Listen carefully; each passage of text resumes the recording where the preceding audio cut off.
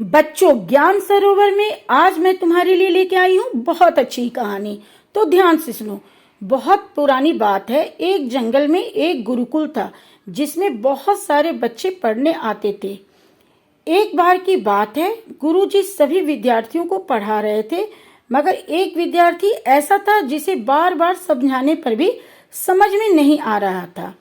गुरुजी को बहुत तेज गुस्सा आया और उन्होंने उस विद्यार्थी से कहा, जरा अपनी हथेली तो दिखाओ। विद्यार्थी ने हथेली गुरुजी के आगे कर दी। हथेली देखकर गुरुजी बोले, तुम घर चले जाओ। आश्रम में रहकर अपना समय व्यर्थ मत करो। तुम्हारे भाग्य में विद्या है ही नहीं। शिष्य ने पूछा, क्यों गुरुजी? गुरुजी ने कहा, तुम्हारे हाथ में विद्या की लकीर नहीं है। गुरुजी ने एक होशियार विद्यार्थी की हथेली उसे दिखाते हुए कहा, यह देखो, ये है विद्या की रेखा। ये तुम्हारे हाथ में नहीं है, इसलिए तुम समय नष्ट मत करो और घर चले जाओ और वहां अपना कोई और काम देखो। जीवन में वही काम आएगा। यह सुनने के बाद उस विद्यार्थी ने अपने जेब से एक चाकू निकाला, जिसका प्रयोग वह रोज सुबह अपनी दातुन काटने के लिए करता था।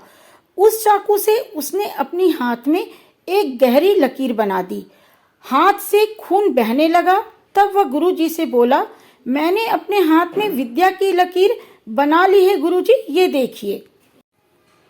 यह देखकर गुरुजी द्रवित हो गए और उन्होंने इस विद्यार्थी को गले से लगा लिया। गुरुजी बोले, तुम्हें विद्या सीखने से कोई ताकत नहीं रोक सकती है। दृढ़ निश्चय और परिश्रम हाथ की रेखाओं को बदल देते हैं। तो बच्चों, तुमने देखा कि इस विद्यार्थी ने क्या किया। चलो अब मैं बताती हूँ कि वह विद्यार्थी आगे चलकर कौन बना। तो बच्चों, यह विद्यार्थी आगे चलकर महर्षि पाणिनि के नाम से प्रसिद्ध हुए, जिन्होंने विश्व प्रसिद्ध व्याकरण अष्टाध्यायी की रचना की है। इतनी सदियां बीत जाने के बाद भी आज 2700 वर्षों बाद भी विश्व की किसी भी भाषा में ऐसा उत्कृष्ट और पूर्ण व्याख्या का ग्रंथ अब तक नहीं बना है। तो बच्चों, इस कहानी से हमें क्या शिक्षा मिलती है? हमें ये शिक्षा मिलती है कि लोग चाहे कितना भी कुछ बोले, लेकिन अगर हमारे अंदर दृढ़ संकल्प है और अगर हम मेहनती हैं तो अपने हाथ की लकीरों को अपने परिश्रम से बदल सकते हैं।